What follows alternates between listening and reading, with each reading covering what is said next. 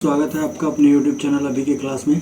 आज का जो हम टॉपिक करेंगे वो है हमारा ब्लड का एक कंपोनेंट इरिथ्रोसाइट्स और रेड ब्लड सेल्स और रेड ब्लड कॉर्पुसल्स। इनके अलग अलग नाम है। तो इसमें अगर हम देखते हैं, इस टॉपिक में अगर हम देखेंगे तो इसमें हम बात करेंगे रेड ब्लड सेल के, रेड ब्लड सेल का बात करेंगे इसमें। तो पहले हम लोगों ने इसके पहले वाले वीडियो में देखा था ब्लड जो एक मोबाइल कनेक्टिव टिश्यू है, इसके दो कंपोनेंट थे। पहला कंपोनेंट था प्लाज्मा और दूसरा कंपोनेंट था फॉर्म्ड एलिमेंट। दूसरा कंपोनेंट क्या था? Formed element. दूसरा कंपोनेंट क्या था? Formed element. तो हम लोगों ने देखा था कि ब्लड का 55% कौन फॉर्म करता है? ब्लड का 55% फॉर्म करता है हमारा प्लाज्मा, और फॉर्म्ड एलिमेंट जो है वो 45% फॉर्म करता है। यानी ब्लड का 45% पार्ट ही होता है फॉर्म्ड एलिमेंट्स। और फॉर्म्ड एलिमेंट्स को हम लोगों ने देखा था तो ये तीन था। कौन कौन? तो फॉर्म्ड एलिमेंट्स में तीन होते हैं जो सॉलिड पार्टिकल्स होते हैं। और ये कौन कौन से हैं? तो पहला है आरबीसी, दूसरा है डब्ल्यूबीसी और तीसरा है प्लेटलेट्स। आरबीसी को हम जानते हैं रेड ब्लड कॉर्पुसल्स, या इन्हें हम इरिथ्रोसाइट्स भी कहते हैं। दूसरा है व्हाइट ब्लड सेल्स जिसको हम ल्यूकोसाइट्स भी बोलते हैं या व्हाइट ब्लड कॉर्पुसल्स भी कहते हैं। और तीसरा है प्लेटलेट्स जिसको हम थ्रोम्बोसाइट्स भी कहते हैं। तो सबसे पहले हम लोग आ जाएंगे हमारे इरिथ्रोसाइट्स पे, जो मेजर कंपोनेंट है और ये मोस्ट एबंडेंट है सेल के, most abundant cell in the human body है ये। तो ये कितना फॉर्म करता है? तो ये पूरे ब्लड का यानी फॉर्म्ड एलिमेंट्स का 45% में ये अकेले 41% होता है। ये 41% होता है। तो ये जो है ये मोस्ट एबंडेंट है, ये मोस्ट एबंडेंट सेल है हमारे बॉडी में। और इसमें जो स्मॉलेस्ट सेल है ये क्या है? ह्यूमन में ये स्मॉलेस्ट सेल है, smallest cell of the human body. तो उसके पहले हम लोग इसको देखेंगे कि इसका शेप कैसा है। तो इसका शेप है हमारा न्यूक्लिएटेड और बाइकॉन्वेक्स, यानी ये दो तरह का होता है, ये दो तरह का शेप रखता है, एक ओवल और दूसरा सर्कुलर, एक बाइकनकेव और दूसरा बाइकन्वेक्स। तो मैमेलियन में ये बाइकनकेव होता है और ओवल होता है। मैमेलियन में ये कैसे होते हैं? मैमल्स में ये कैसे होते हैं? तो या मैमेलियन आरबीसी जो होते हैं या इरिथ्रोसाइट्स होते हैं वो बाइकनकेव और अनन्यूक्लिएटेड होते हैं, यानी ई न्यूक्लिएटेड होते हैं, यानी उनमें न्यूक्लियस एब्सेंट होता है। कब? जब वो मैच्योर होते हैं। तो मैच्योर फेज में, मैच्योर आरबीसी में, किसके? मैमल्स के मैच्योर आरबीसी क्या होते हैं? इनन्यूक्लिएटेड होते हैं और इनमें कोई भी सेल ऑर्गेनेल्स भी प्रेजेंट नहीं होता है मैच्योर फॉर्म में, इमैच्योर फॉर्म में होते हैं। तो इसके जो एक्सेप्शन है वो है कैमल, इसका जो एक्सेप्शन है वो है कैमल और लामा। सी कैसे होते हैं? न्यूक्लिएटेड होते हैं, लेकिन इसका जो एक्सेप्शन है वो है हमारा कैमल और लामा। इनके जो आरबीसी होते हैं वो न्यूक्लिएटेड होते हैं और इनमें न्यूक्लिएशन नहीं होता है और ये यंग स्टेज से ही, फोएटस वाले स्टेज से ही ये मैच्योर में भी उसी तरह से प्रेजेंट होते हैं। तो यहाँ पे मैमल्स में क्या होता है? तो यहाँ पे डिहाइड्रेशन यानी रिहाइड्रेशन को कंटिन्यू करने के लिए इनके अंदर क्या होता है? तो इनका जो शेप है ये सर्कुलर होता है, ओवल ना होके, सर्कुलर ना होके ये कैसे हो जाते हैं? ओवल होते हैं। क्योंकि मैमल्स का जो आरबीसी है वो क्या है? इनन्यूक्लिएटेड है, बाइकनकेव है और सर्कुलर है, ये मैच्योर फॉर्म है। इमैच्योर, लेकिन उसका जो एक्सेप्शन है वो कौन है? कैमल और लामा। तो इसमें क्या होता है? तो इनके शेप हमारा ओवल होने के कारण इसमें एक्सपेंशन हो सकता है और ये वाटर को रिटेन कर सकते हैं। 240% ये एक्सपैंड हो सकता है, इसके आरबीसी 240% एक्सपैंड हो सकते हैं, जिसके कारण से इसमें वाटर का अमाउंट होल्ड हो सकता है लंबे समय तक। और ये इनको एडेप्टेशन में या इनको हेल्प करता है अपने इन्वायरमेंट को झेलने में। और नॉन मैमेलियन में क्या आ जाते हैं, फिशेस हो गए, एम्फीबियंस हो गए, रेप्टाइल्स हो गए, बर्ड्स हो गए। इनके जो आरबीसी होंगे वो कैसे होंगे, ओवल होंगे, न्यूक्लिएटेड होंगे और इनका शेप कैसा होगा, बाइकन्वेक्स। तो यहाँ से क्वेश्चन पूछ सकता है। उसके बाद हम देखते हैं कि इसका जो अमाउंट है या इसका जो नंबर है वो टोटल कितना है, 5 से 5.5 मिलियन, 5 से 5.5 मिलियन और 4.5 to 4.8 million per cubic millimetre of blood, male और फीमेल में। ये मेल का है और ये फीमेल का है। ये इसमें कम इसलिए होता है क्योंकि जो फीमेल होते हैं ये मेंसुरेट करते हैं, या मेंसुरेशन इनमें होता है, इसके लिए इनका जो नंबर है वो थोड़ा कम होता है विथ रिस्पेक्ट टू मेल। और ये फिजिकली ज़्यादा एक्टिव होते हैं, इसके कारण से भी इनमें आरबीसी का अमाउंट ज़्यादा होता है क्योंकि इनको ज़्यादा ऑक्सीजन चाहिए। अब अगर हम लोग देखते हैं तो ये क्या है, तो आरबीसी का नंबर इंक्रीज और डिक्रीज कर सकता है। तो पहला, जब एबनॉर्मल इंक्रीज करे, आरबीसी का नंबर इंक्रीज करता है तो उसको बोलते हैं एक तरह का डिजीज, हम उस कंडीशन को बोलते हैं पॉलीसीथीमिया। यानी जब आरबीसी का नंबर इंक्रीज करता है तो उसे हम क्या कहते हैं, उसे हम टर्म करते हैं पॉलीसीथीमिया, ठीक है। और जब ये डिक्रीज करता है तो इसको बोलते हैं इरिथ्रोसाइटोपेनिया। तो वो कंडीशन जिसमें आरबीसी का नंबर डिक्रीज करता है उसे हम कहते हैं इरिथ्रोसाइटोपेनिया, और जब इंक्रीज करता है तो उसे हम बोलते हैं पॉलीसीथीमिया, ठीक है।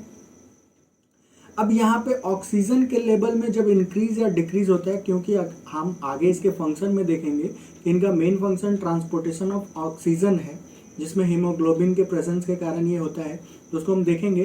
तो जब ऑक्सीजन का अमाउंट कमता है तो आरबीसी के प्रोडक्शन को इंक्रीज कर देता है, और वो कौन करता है, तो एक तरह का उस प्रोटीन का नाम है, ये एक हार्मोन है, ये भी एक तरह का अल्फा ग्लोब्युलिन है, ये एक तरह का अल्फा ग्लोब्युलिन प्रोटीन है, जो रिलीज होने पर, जो किडनी के द्वारा रिलीज किया जाता है, यहाँ पे इरिथ्रोपोएटिन, ये हार्मोन क्या करता है, प्रोडक्शन ऑफ आरबीसी को बढ़ा देता है बोन मेरो में। अब यहाँ पे होता है कि प्रोडक्शन इसका होता कहाँ है, तो यहाँ पे हम देखेंगे तो इसका प्रोडक्शन होता है हमारे जो इमैच्योर होते हैं, यानी अर्ली एम्ब्रियोनिक स्टेज में। एक बार हम लोग इसको क्लियर कर लेते हैं या नेक्स्ट स्लाइड पे चले जाते हैं, उसके बाद करें। तो यहाँ पे देखते हैं कि इरिथ्रोसाइट्स का जो फॉर्मेशन होता है, यहाँ पे 3 स्टेज है। देखते हैं आरबीसी का फॉर्मेशन। तो ये रेड ब्लड सेल्स और रेड ब्लड कॉर्पुसल जो हैं, इनके फॉर्मेशन के प्रोसेस को फॉर्मेशन प्रोसेस इज कॉल्ड, इसे हम किस नाम से जानते हैं, तो इसे हम कहते हैं इरिथ्रोपोएसिस। इसे क्या कहते हैं, इरिथ्रोपोएसिस। तो ये जो इरिथ्रोपोएसिस होता है ये कहाँ होता है, तो यहाँ पे 3 स्टेज में होता है। तो इसे हम 3 स्टेज में बांटेंगे। तो पहला हो जाता है एर्ली एम्ब्रियोनिक स्टेज।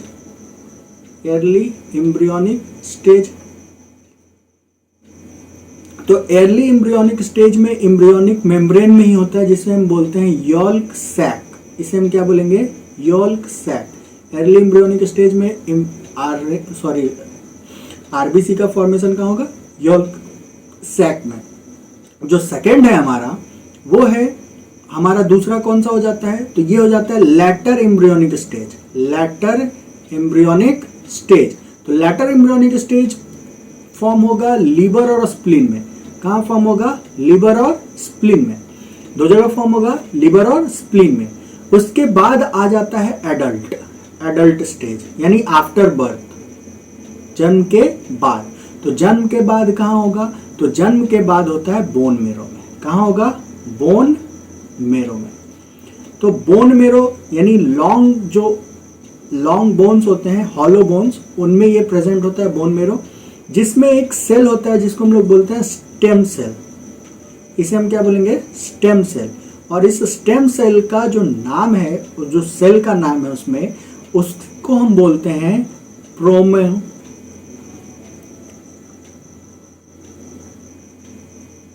प्रोमीगैलोब्लास्ट।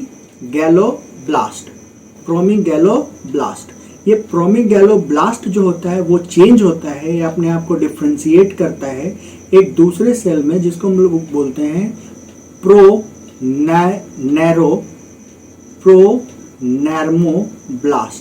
क्या बोलेंगे इसे, प्रोनर्मोब्लास्ट। प्रोनर्मोब्लास्ट में अपने आप को चेंज करता है। यहाँ पे हीमोग्लोबिन सिंथेसाइज होता है, इसमें क्या सिंथेसाइज होता है, हीमोग्लोबिन। अब ये जो प्रोनर्मोब्लास्ट है, इसमें हीमोग्लोबिन फॉर्म हुआ। अब यहाँ से न्यूक्लियस, इस सेल से न्यूक्लियस क्या हो जाएगा, निकल जाएगा।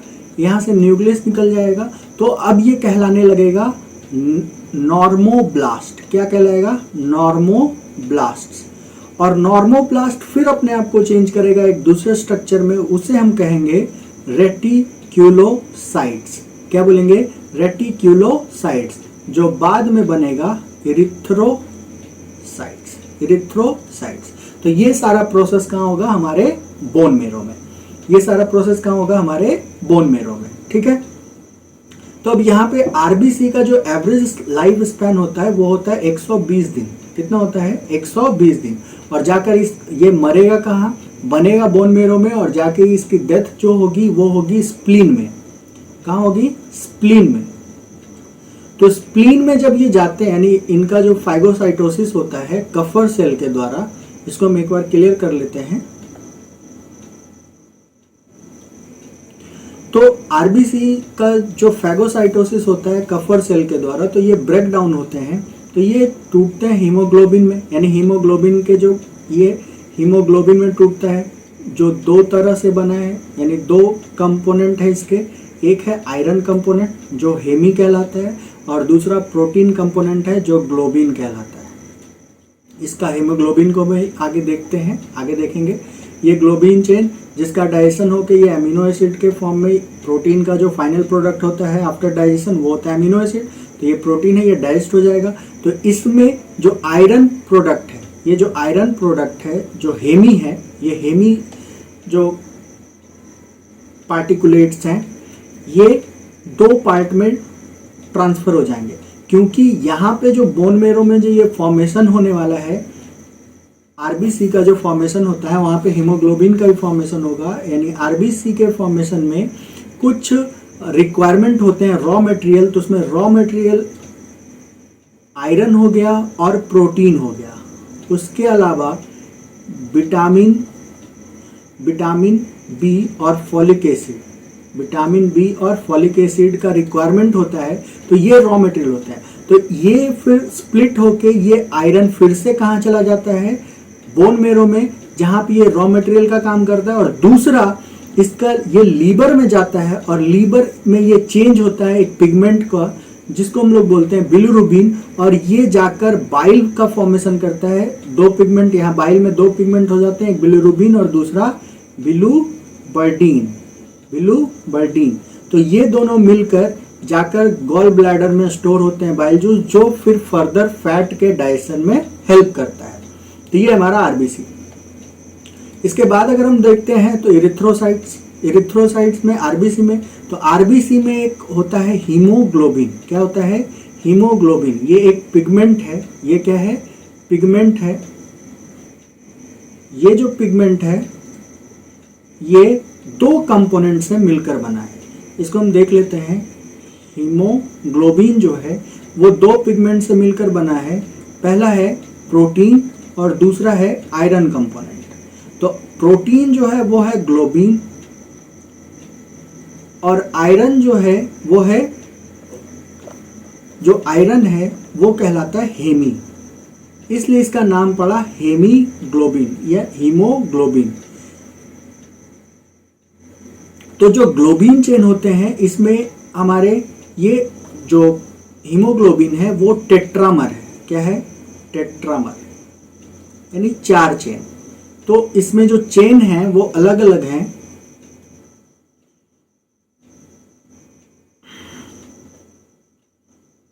तो पहला हम देखेंगे कि हीमोग्लोबिन जो है वो एक कॉन्जुगेट प्रोटीन है। ये कॉन्जुगेट प्रोटीन है दो तरह का। कौन कौन? तो पहला हो गया ग्लोबुलिन या ग्लोबिन इसको बोलते हैं, और दूसरा है हेमी।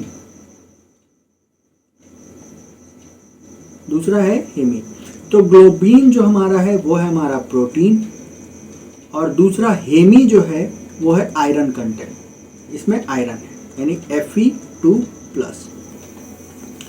तो यहां पे अगर हम देखते हैं तो यहां इसमें अगर तो यहां पे जो ग्लोबिन है वो 4 चेन यानी 4 पॉलीपेप्टाइड है, वो है अल्फा, बीटा, गामा और डेल्टा। तो ग्लोबिन जो है वो 4 पॉलीपेप्टाइड चेन का बना है, जो है अल्फा, बीटा, गामा और डेल्टा। अल्फा, बीटा, गामा और डेल्टा। तो ये जो हीमोग्लोबिन है ये है टेट्रामर। कैसा है? टेट्रामर, यानी 4 पॉलीपेप्टाइड चेन का ये मिलकर बनेगा। तो इसमें एक होता है एडल्ट। तो यहाँ पे हम एक जो हीमोग्लोबिन है उसको हम रिप्रेजेंट करते हैं HB से, ठीक है। तो ये हमारा 2 है, एक है HbA और दूसरा है HbS। तो ये जो A है, सॉरी HbF, तो A जो है ये है एडल्ट का, ये है एडल्ट का, और ये है हमारा फोएटस का, ये है हमारा फोएटस का। तो फोएटस में जो ये फोएटस का है ये 6 week after 6 week of pregnancy ये फॉर्म होना शुरू हो जाता है, और ये जो बना होता है ये बना होता है हमारा 2 अल्फा, ये बना होता है 2 अल्फा और 2 गामा के। ये क्या होते हैं? 2 अल्फा और 2 गामा चेन के ये बने होते हैं फोएटस। और ये कब तक रहता है? तो 2 से 3 मंथ तक, 2 से 3 मंथ या 4 मंथ तक आफ्टर बर्थ ये प्रेजेंट रहता है। जो दूसरा है एडल्ट यानी HbA, तो HbA जो बना है ये 2 अल्फा और 2 बीटा चेन से बना है, यानी इसका जो पॉलीपेप्टाइड है ये 2 अल्फा और 2 बीटा चेन से बना होता है।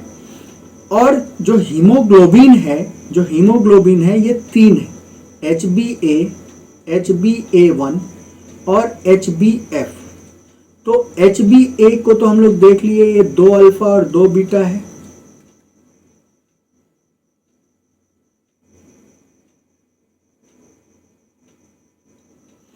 ये 2 अल्फा और 2 बीटा है। यहाँ पे HbF को हम देखे हैं 2 अल्फा और 2 गामा पॉलीपेप्टाइड चेन का बना है, और ये जो है ये 2 अल्फा और 2 डेल्टा चेन का बना होता है। तो HbA जो होता है ये 90 to 96% होते हैं, 90 to 96% होते हैं। HbA जो होता है 2 से 3% होता है, और HbF जो होता है ये 2 से 7% प्रेजेंट होता है। तो हीमोग्लोबिन का जो टाइप है वो 3 टाइप है, HbA, HbA1, HbF। HbA जो है ये मोस्ट कॉमन हीमोग्लोबिन होता है, और ये एडल्ट में प्रेजेंट होते हैं कितने? 90 to 96%। HbA1 जो होता है ये भी एक एडल्ट टाइप ऑफ हीमोग्लोबिन है जो प्रेजेंट होता है, और ये 2 से 3% प्रेजेंट होता है, और HbF जो है वो 2 से 7% प्रेजेंट हो सकता है। तो यहाँ पे हम लोग को देखना है ये टेट्रामर है, यानी 4 पॉलीपेप्टाइड चेन का ये मिलकर बना है। तो इसमें कौन कौन है? अल्फा, बीटा, डेल्टा और गामा। तो अल्फा, बीटा, गामा और डेल्टा। तो HbA जो है यानी हीमोग्लोबिन ऑफ एडल्ट, ये 2 अल्फा और 2 बीटा चेन से मिलकर बना होता है। उसी से जाकर हेमी जो आयरन कंटेंट है वो जाकर जुड़ता है, और यहाँ पे 2 अल्फा 2 डेल्टा, और ये 2 अल्फा और 2 गामा ये बना है। तो HbA जो है ये एडल्ट में, और HbF फोएटस में। तो फोएटस में कब बनना शुरू हो जाएगा? 6 वीक ऑफ प्रेगनेंसी बनना शुरू हो जाएगा, और ये 2 से 3 मंथ तक रहेगा आफ्टर बर्थ, यानी जन्म से 2 से 3 या 2 से 4 मंथ तक ये प्रेजेंट रहेगा HbF। ठीक है, तो इसको हम लोग, तो ये कैसा होता है, तो ये रेड पिगमेंट होता है और इसका अमाउंट बहुत ज़्यादा होता है, जिसके कारण से पूरा ब्लड का जो कलर है वो कैसा हो जाता है, रेड हो जाता है। और इसका जो अमाउंट है ये 15 mg होना चाहिए पर 100 ml।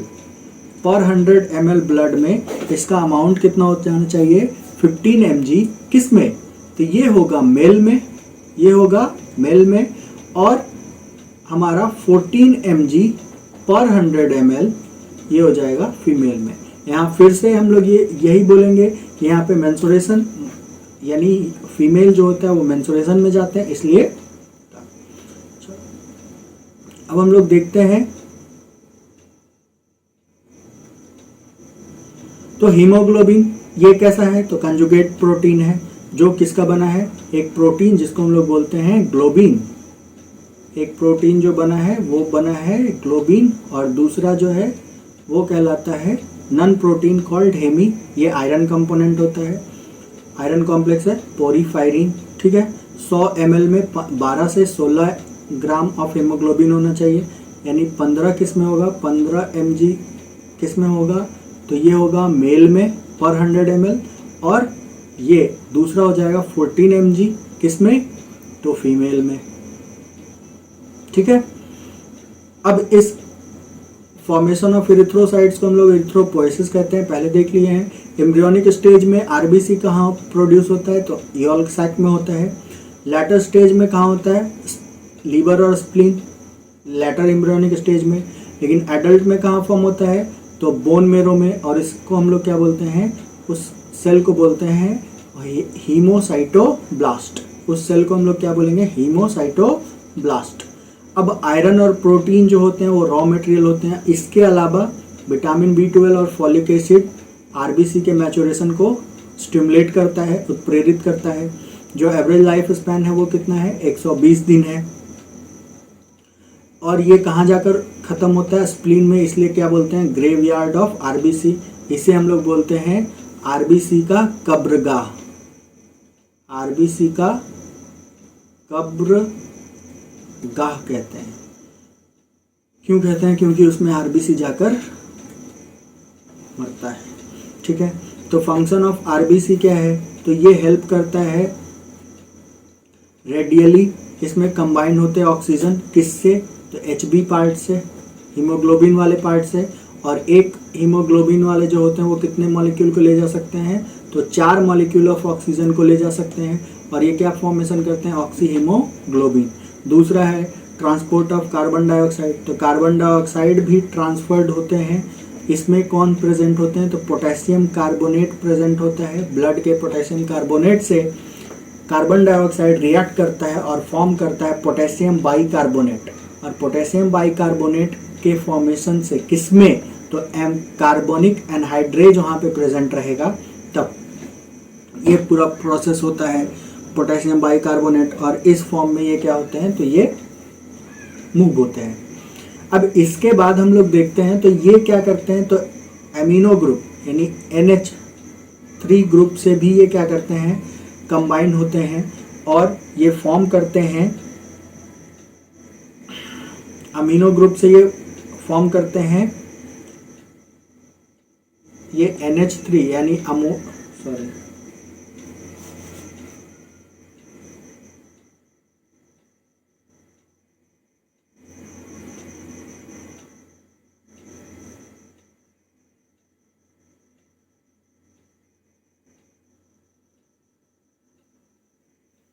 कहाँ गया भाई,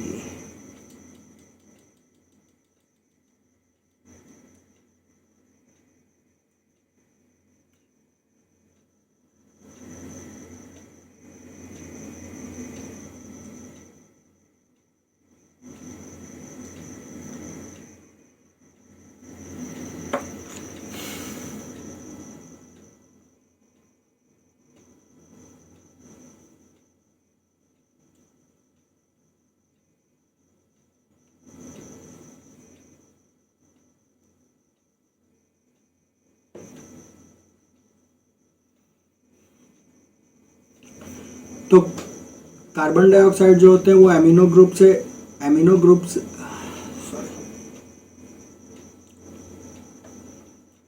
कार्बन डाइऑक्साइड जो होते हैं वो फिर एमिनो ग्रुप से भी ऐड होते हैं, और एमिनो ग्रुप से ऐड होने के बाद ये फॉर्म करते हैं कार्बो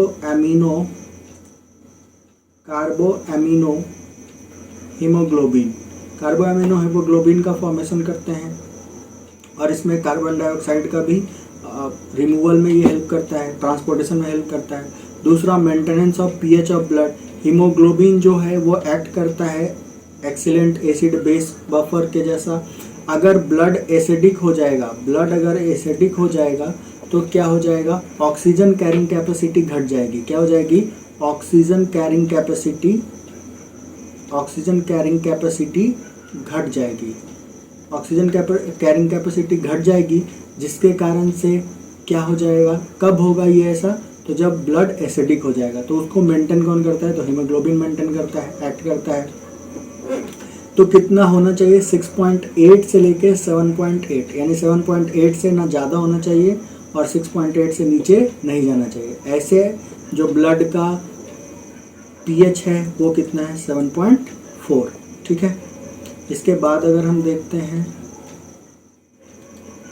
तो अगर वीडियो अच्छा लगा हो तो